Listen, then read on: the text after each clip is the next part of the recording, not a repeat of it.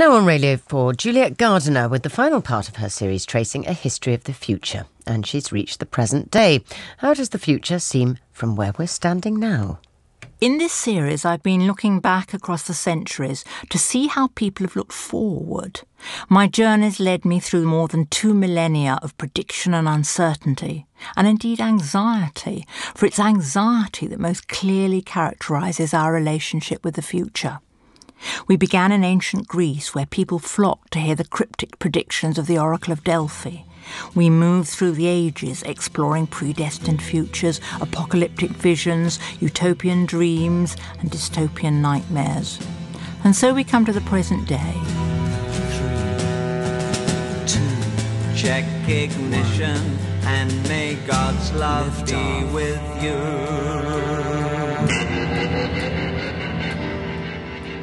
In this final episode, I'm going to explore contemporary attitudes towards the future. What is it about the future that makes us most anxious today? How has recent history shaped our expectations about what is to come?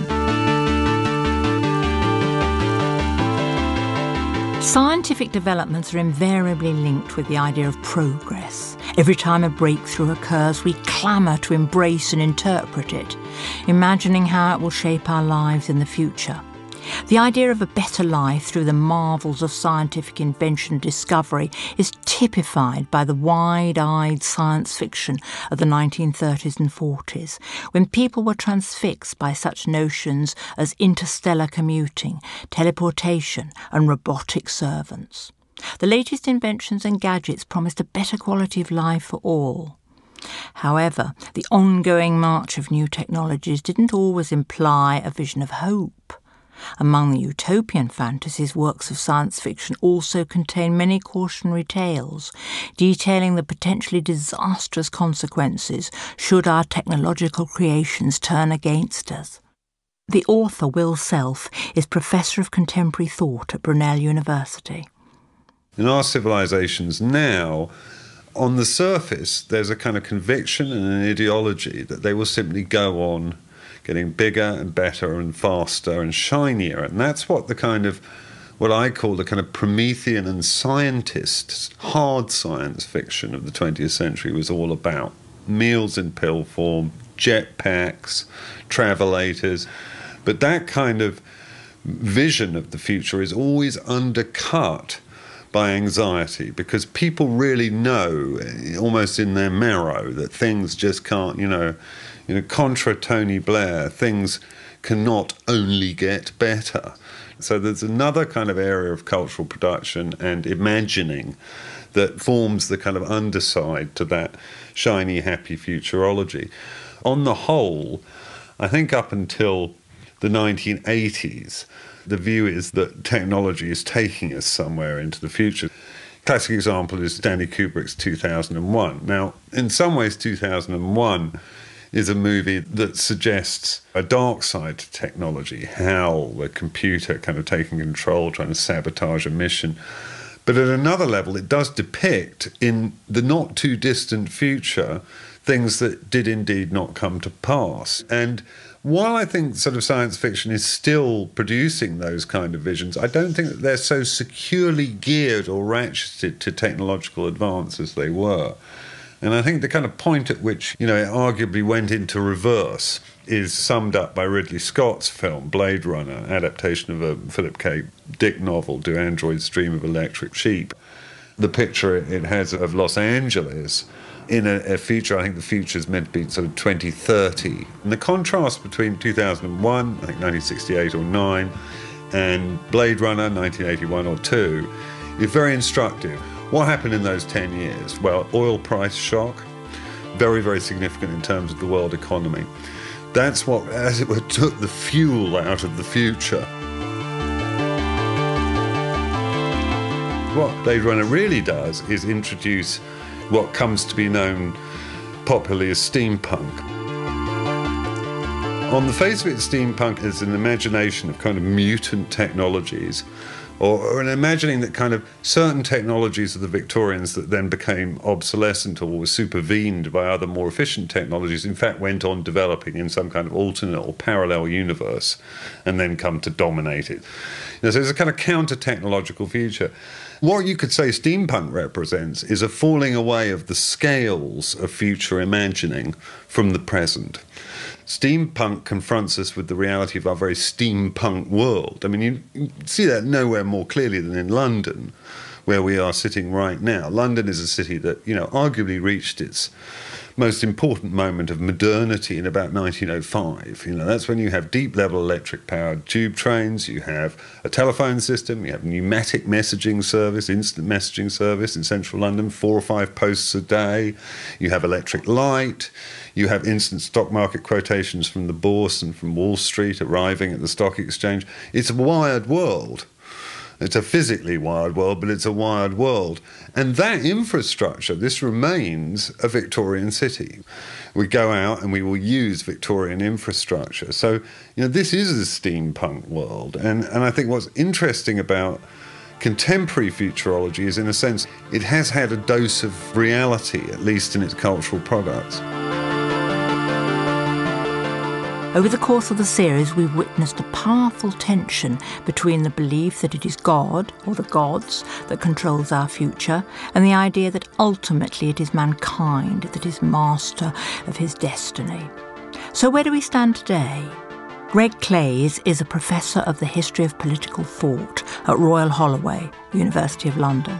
If you ask the average person on the street today what their image of the future is, they would probably tell you that their aspiration is for security in eternity. It is still the afterlife. On the other hand, we have become more and more secular. By and large, the answer most human beings would have given you throughout the ages to that question, what's my future look like, would have been posed and answered in both cases in religious terms. Eternity is very long, life is short, nasty, brutish.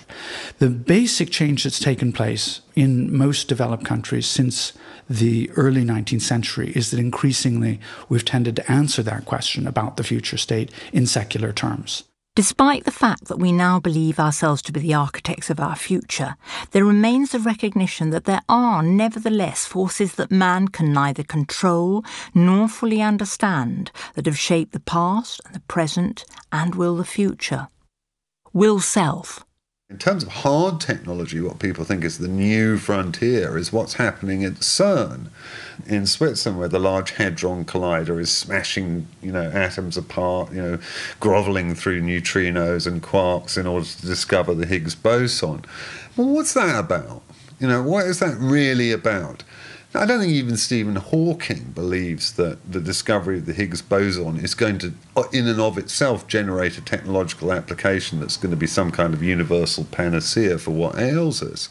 People understand that their philosophies, their religions, are not delivering to them some kind of vital sense of purpose and meaning. So the search for the Higgs boson, the idea that the human mind could in some sense grasp the deepest levels of structure of the universe, is another form of philosophico-religious inquiry and belief. Contemporary attitudes towards the future are characterised by a number of profound anxieties, many of which are the direct result of developments that were once associated with progress.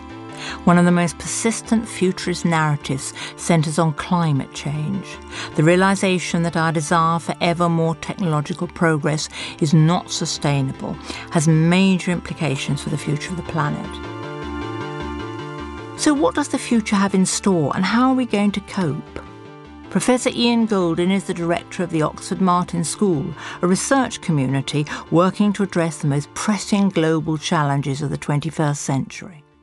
The essential characteristic I see of the coming decades of the 21st century is extraordinary speeds of innovation and of density of connectivity, virtual and physical. Many more people, closer together and hyper-connected. That's the sort of environment where you get systemic risk, cascading risk. of multiple different dimensions. And what we've seen in the financial crisis, I fear, is the first of the 21st century characteristic type of crises, which is something that starts small in one place, in this case subprime mortgages in the south of the US, cascading around the world, and no community unaffected by it. Greg Clays again. By and large, everybody's doing their own thing here. And a sense of collective will, it has to be said, is very hard to discern in the forward progress of humanity. It would be different if, as some of the old utopias of yore projected, we had a world state, a single government. H.G. Wells, of course, the great man of the late 19th century, early 20th century, who proposed the desirability of such a state. And perhaps it can be argued that inexorably we're going to be driven into that scenario because we can't solve our problems without exerting our will through a single unified world political organization. Ian Golden again. There's a growing recognition that actually we are very unjoined up in our ability to think about the future and prepare for the future, and that the level of uncertainty has grown. So it's taken one big systemic shock, which is the financial crisis, to really throw us off our confidence level.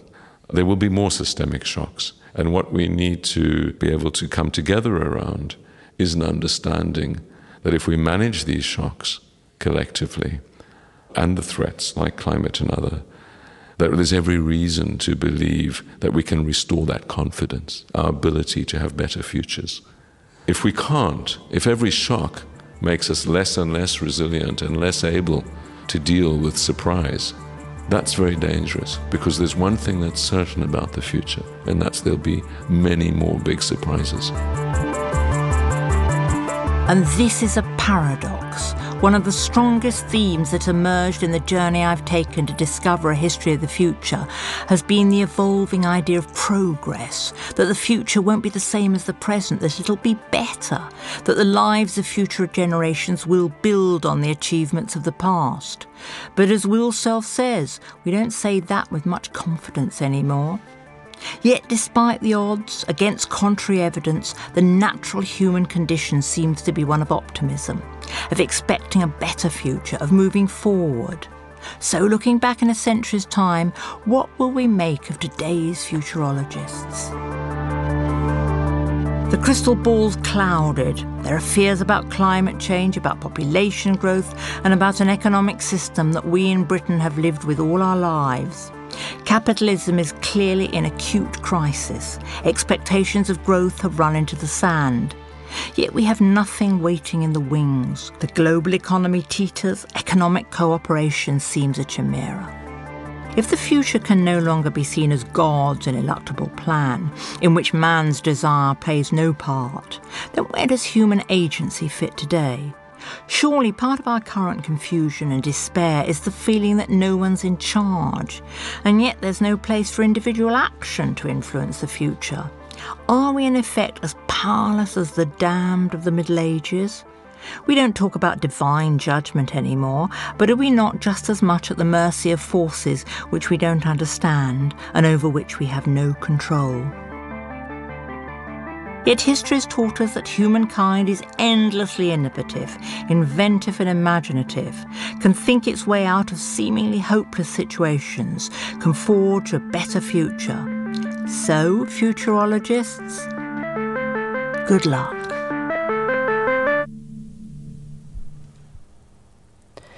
The History of the Future was presented by Juliet Gardiner and produced by Max O'Brien. It was a Juniper production for BBC Radio 4. Now from